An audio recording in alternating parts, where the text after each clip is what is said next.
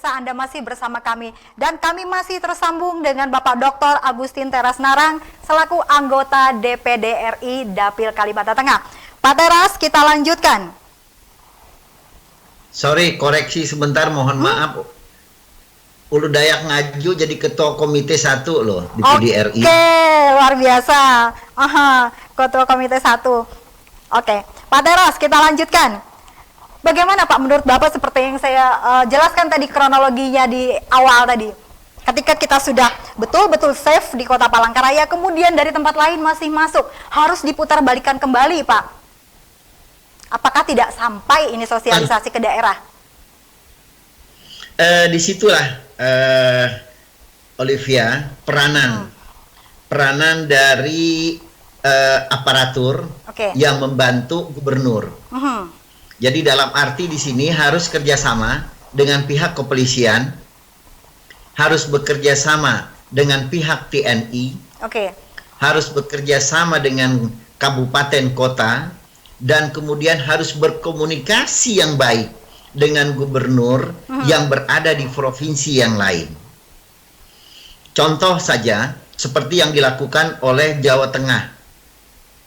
Jawa Tengah, dia komunikasi baik sekali dengan DKI Jaya, dia komunikasi baik sekali dengan Jawa Barat, dia komunikasi baik sekali dengan Jawa Timur, sehingga masing-masing saling menjaga. Jadi bukan hanya satu provinsi yang menjaga, tetapi provinsi yang lain pun juga ikut membantu untuk menjaga. Apakah di sini kurang komunikasi, Pak Teras, kurang komunikasi dan koordinasi dengan pihak-pihak yang ada di sekitar kita? Daerah lain, begitu? Saya tidak tahu banyak. Mungkin nanti pertanyaannya bisa ke Pak Gubernur. Mungkin beliau lebih tepat untuk menjawabnya.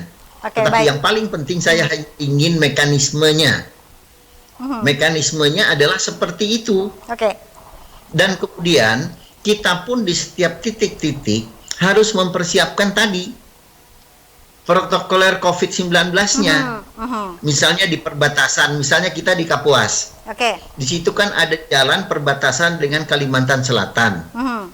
Di gerbang Kalimantan Tengah, kita sudah bekerja sama dengan kepolisian, bekerja sama dengan TNI, kemudian kita tim gabungan di dalam rangka untuk siapa yang masuk.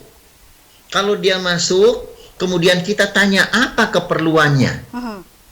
Kalau memang dia mengangkut untuk misalnya bahan makanan, ya itu kita prioritaskan. Tetap supirnya juga harus kita cek. Kan ada alat pengukur panas itu. Termogan. Nah itu bisa kita lakukan itu. Jadi kita harus menutup atau melakukan penjagaan di titik-titik di mana yang kita khawatirkan orang akan masuk ke wilayah kita. Dan di sini kalau misalnya ini kita bisa Kabupaten Kapuas, karena itu wilayah Kabupaten Kapuas untuk ke Banjarmasin, kemudian yang Kalimantan Barat kita bisa minta bantuan dari Bupati mana itu, apakah Sukamarang, apakah itu Kota Waringin Timur, dan koordinasi di sini ya Pak Teras. Koordinasi harus jelas. Pak Teras, saya tertarik. Jangan salah loh Olivia, jangan salah. Koordinasi itu jangan diartikan kopi, rokok, dan nasi ya. Siap. Pak Teras, saya tertarik nih karena Bapak dulu juga di Badan Anggaran pernah berkecimpung dengan urusan hal seperti ini.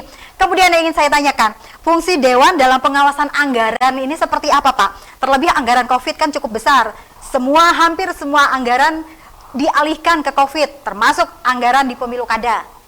Nah, yang ingin saya tanyakan, dana hibah, dana bansos ini, atau perlukah nggak sekarang itu ada pansus, Pak, untuk dana COVID ini sendiri?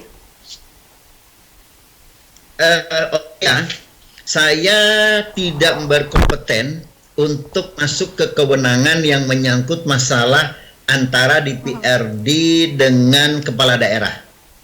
Tapi yang hanya saya ingatkan satu, Olivia, bahwa DPRD dan kepala daerah itu adalah merupakan pemerintahan daerah. Jadi pemerintahan daerah itu harus harmonis Apa yang diinginkan oleh kepala daerah dibahas oleh DPRD bersama-sama dengan pemerintahan daerah, kemudian itulah menjadi peraturan daerah. Nah, kalau mengenai masalah anggaran, itu bagaimanapun harus ada komunikasi antara kepala daerah dengan DPRD. Karena yang dibicarakan ini kan uang milik rakyat, Olivia. Kalau uang milik rakyat itu berarti apa? Antara kepala daerah dan DPRD harus ada kesepakatan.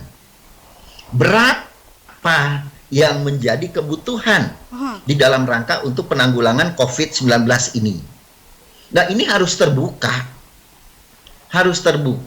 Harus mampu menjelaskannya dengan baik, dan kemudian kemana arahnya. Ya, transparan dan akuntabel. Kemudian kalau itu arahnya betul, kalau arahnya kepada masyarakat, masyarakat yang mana yang memperoleh ini? Dan kemudian itu adalah merupakan kewajiban dari DPRD bersama-sama dengan pemerintah daerah. Nah, itu tidak hanya berhenti pada masalah anggaran saja, karena DPRD juga punya hak untuk melakukan pengawasan. Karena apa? Di samping dia melakukan hak budgetingnya, hak legislasinya di dalam perda itu, dia juga punya hak untuk melakukan pengawasan.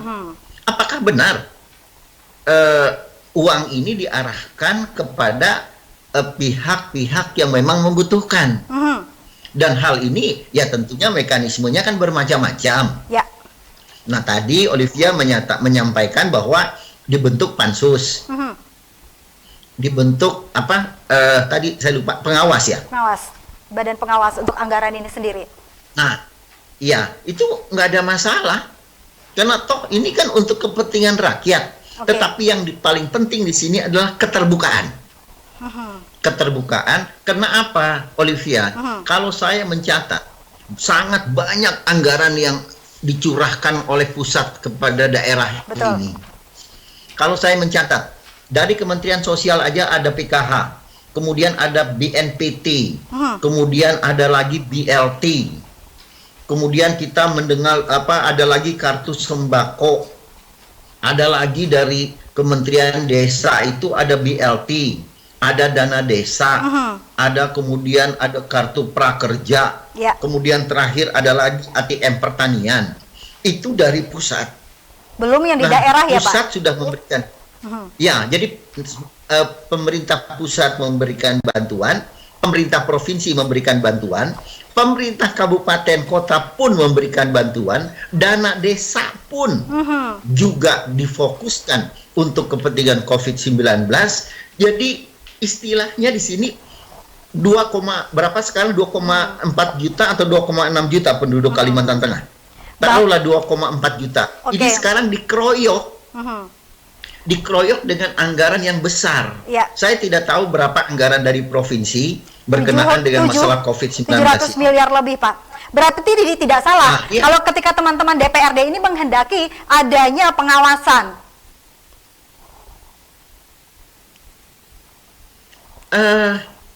Saya rasa itu merupakan bagian dari hak DPRD ya. Jadi Ketika kalau itu pun sepanjang fraksi-fraksi. Ketika itu pun disanggah, tidak perlu ada pengawasan, misalnya, tidak perlu lagi hal yang sepele itu dikemukakan. Bagaimana kalau misalnya dari kepala daerahnya sendiri mengatakan, karena ini adalah bencana dan darurat, tidak perlu sekali sampai harus sedetail itu, bagaimana Pak misalnya? Saya tidak bisa menjawab kalau itu misal, Olivia. Tapi saya hanya bisa menjawab kalau itu merupakan prosedur, ya kewajiban bagi DPRD untuk melakukan pengawasan. Nah, kemudian itu bukan hanya DPRD saja. Semua elemen termasuk jaksa, kepolisian. Kepolisian juga harus ikut mengawasi. Kemudian ada inspektorat, ada APIP. Kemudian saya juga ada mendengar berita untuk seluruh Indonesia, KPK juga berperan. Jadi pengawasan itu memang haknya dari DPRD.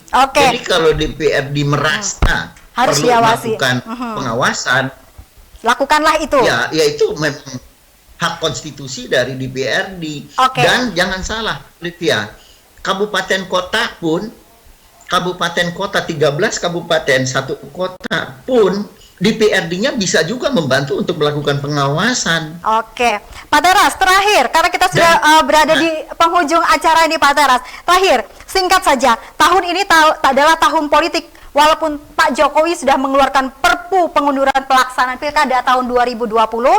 Saran Bapak, agar tidak ada konflik kepentingan baik anggaran dan penyalurannya. Singkat saja, Pak.